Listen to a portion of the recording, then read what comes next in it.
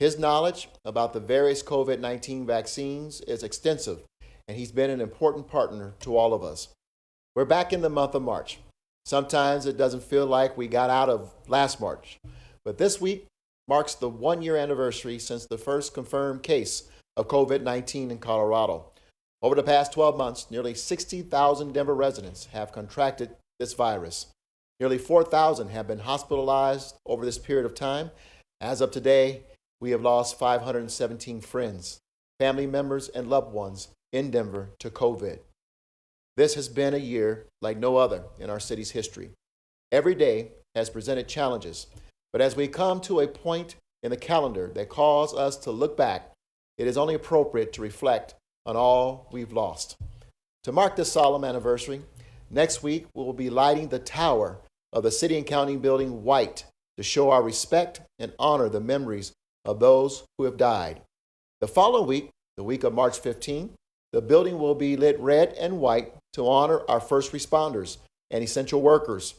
And then, the week of March 22nd, the building will be lit yellow to symbolize the hope we all share for the end of this pandemic and our journey from rescue to recovery. And with this show of lights, we also acknowledge that the light at the end of this long tunnel keeps getting brighter and brighter every day. We are not ready to abandon caution or common sense, but we have some good news to share today. Our 5-star certified businesses are now able to open under level blue limits, which is providing them a little relief from the economic toll this pandemic has cost. We also have 9 of our library branches reopening beginning Tuesday, and we hope to have our city recreation centers open in the near future as well. The availability of vaccines and the more coherent and coordinated federal strategy are making progress possible that we are seeing today. As we all know by now, the Johnson & Johnson vaccine has received emergency use authorization from FDA. And President Biden believes we'll have enough vaccines available for all adults in the U.S. by the end of May. That is a phenomenal set of news and will go a long way toward putting this pandemic in the rear view mirror. Approval of a third vaccine by Johnson & Johnson is, quite frankly, a game changer. And as the governor said, Colorado is receiving 45,000 Johnson & Johnson doses this week. We're going to do our part here in Denver to get our shots into the people's arms as quickly as possible. We'll be partnering with the Aurora campus, COVID Check Colorado, and Denver Health to set up a vaccination event this Sunday on the campus for faculty there and residents in the surrounding area and under-vaccinated zip codes. COVID Check and Denver Health will be doing targeted outreach to these communities to get folks registered. So be on the lookout. And we're also pleased to tell you that the Denver Sheriff Department just received approval from the state to work with Denver Health to begin vaccinating eligible individuals incarcerated in the Denver jails. We're also opening we have opening dates for our next 3 fixed community vaccination clinics. The clinic at Bear Valley Library will open Sunday, March 7th. The MLK Recreation Center Clinic will open Tuesday, March 9th. And the Barnum Recreation Center Clinic will open Wednesday, March the 10th. To help schedule appointments for residents in these communities, alongside our community partners who are doing grassroots outreach, we've set up an additional way eligible residents in these communities can schedule an appointment, which is giving us a call. Let me say the number, 720-865-3005.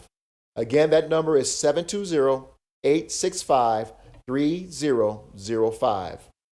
Now, we're doing everything we can to ensure equitable access to the still limited amount of vaccines, particularly in our African American and Latino communities. That's the goal of our city-based sites. I'm going to ask that if you live outside of these communities, please help us keep these appointments available to those in these neighborhoods by using one of the other options available to you. If you've had the opportunity to check out one of our virtual vaccine panels and town halls we've held over the last several weeks, and we will be re-airing our senior panel tonight on social media channels, you will see the importance of reaching these underserved communities, especially right now as more and more vaccine becomes available. As you can see, we've had a lot of good news over the last week. And we should all have a little optimism that this pandemic is coming to a close in the months ahead. However, that doesn't mean that we can let up. In fact, protective measures have never been more important to keep our numbers low, because this isn't the time to spike the football and do a little end zone dance. We're not there yet. I'm going to say it again. We're not there yet. Please keep wearing your mask, keep social distancing, and keep washing your hands. The end is most certainly in sight, but we can't, like the Cleveland Browns did in 1988 at the 1-yard line as they got ready to cross the goal line here in Denver, we can't fumble the ball now. Thank you. And now I'm going to turn it over to Dr. Bill Berman, our Director of Denver Public Health, to provide more information on vaccines. Dr. Berman?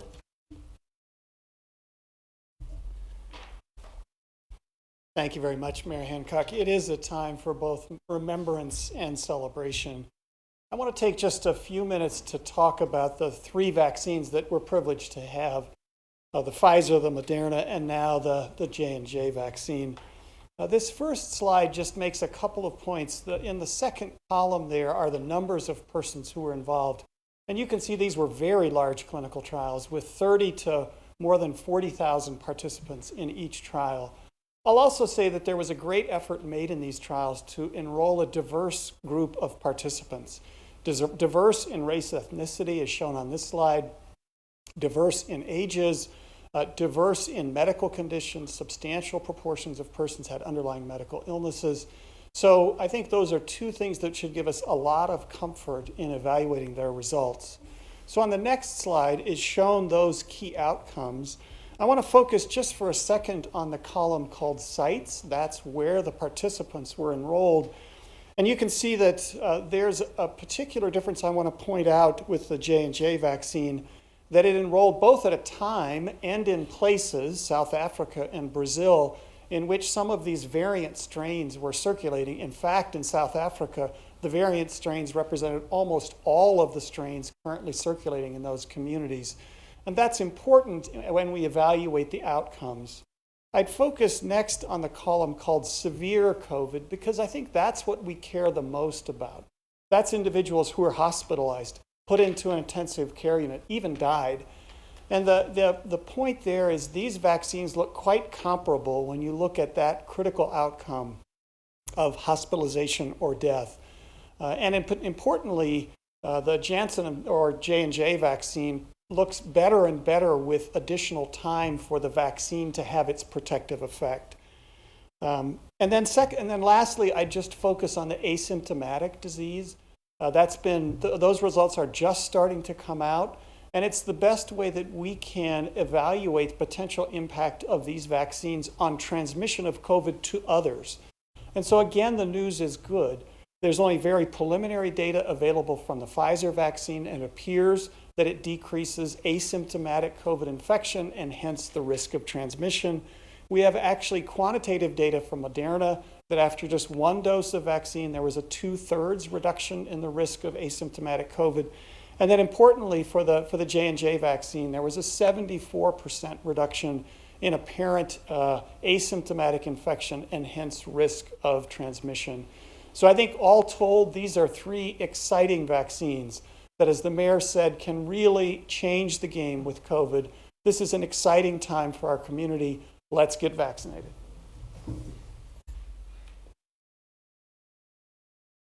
Thank you, Dr. Berman. We'll go ahead and open it up for question and answer right now.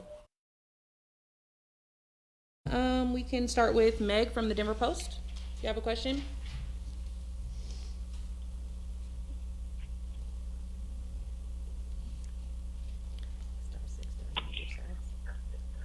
Meg? Yes. Alrighty. Do you have a Yes. question? Can you hear me? Yep. Yes.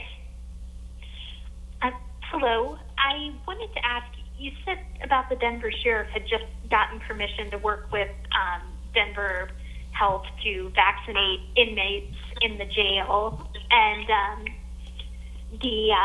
my understanding, though, listening to the state, was that people were supposed to be vaccinated as their age group came up. Is there a reason why the jail inmates haven't been included until now? Yes, Dr. Berman, you want to answer that question? Yes, thank you. We've been working on getting those inmates included as appropriate for their age for some time. It's been particularly challenging with the 2 vaccines we've had. The Pfizer's vaccine requires this ultra cold storage, which is only available really in hospitals. The Moderna vaccine has the challenge of once you open the vial, you have to use 11 doses in 6 hours. And so I think this new vaccine will make it so much easier for us to vaccinate age appropriate and now medical condition appropriate persons at the Denver County Jail. All right, Thank you. next question, Esteban. Great question. Hi, it's kind of a two-part question, but it's both for the mayor and Dr. Berman. I was curious what you think of the Rockies getting state approval to allow 25% capacity at Coors Field, and was the city consulted at all about this decision, or was this something the team did they go directly to the state for permission to get this variance? We have remained in consultation with the state and the Rockies as part of this process.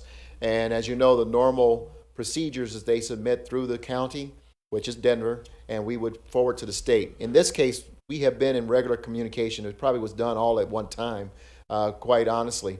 But I got to tell you, you know what? It is important that we are thoughtful and allow the science to lead us in terms of our opening, which we have been committed to here in Colorado and certainly here in Denver, and to open up in a thoughtful manner with the right protocols in place. And so we know that sometime while the Rockies are playing between now and October, and we will see even greater opportunities due to the vaccination process that's in place. So I think it's appropriate that we see the Colorado Rockies open up a little bit with fans in the stands. Dr. Berman, you have a comment on that?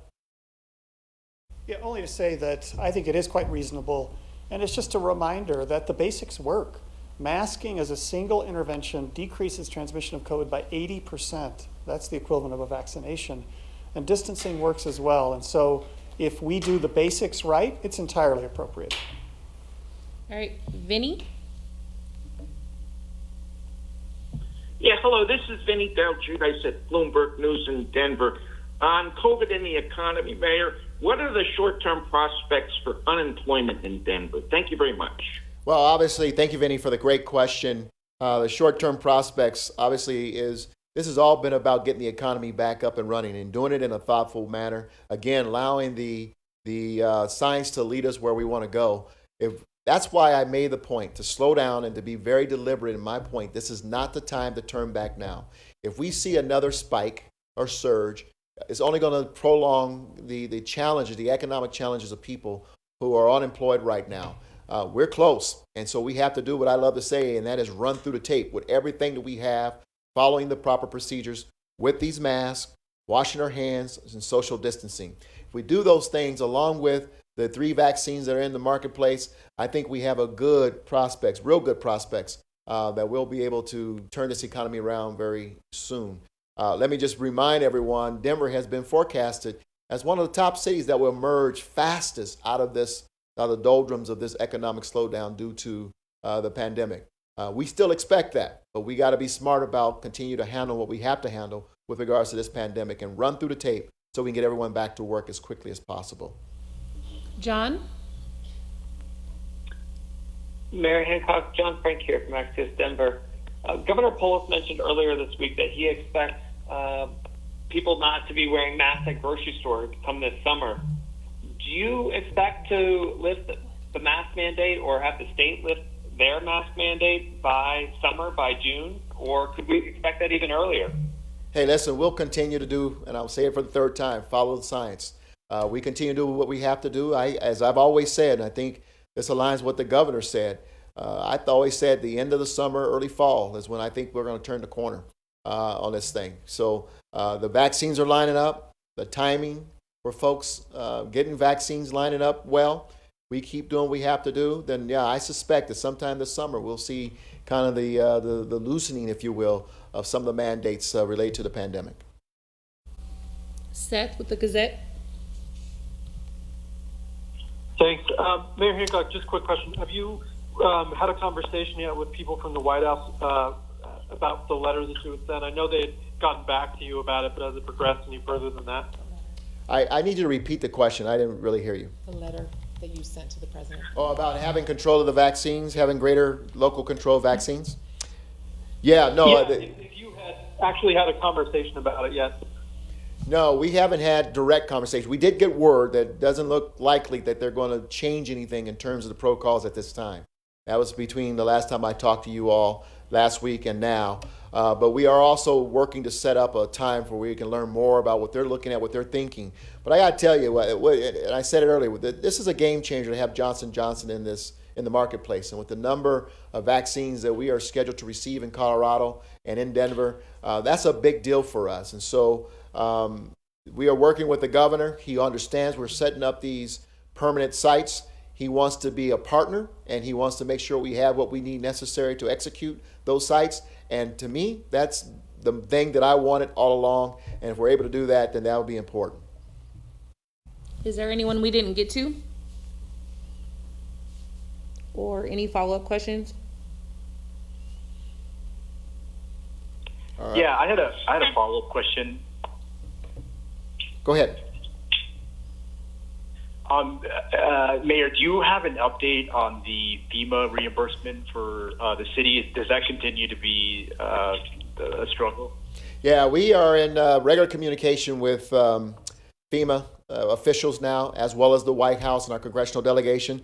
We did get some positive news that yes, it's moving, and Denver should be receiving its reimbursement very soon. And we're pleased and grateful to FEMA and all the folks, including Vice President Kamala Harris and our congressional delegation, that really came to cities like Denver's defense and said, we got to move this along. These cities need their reimbursement.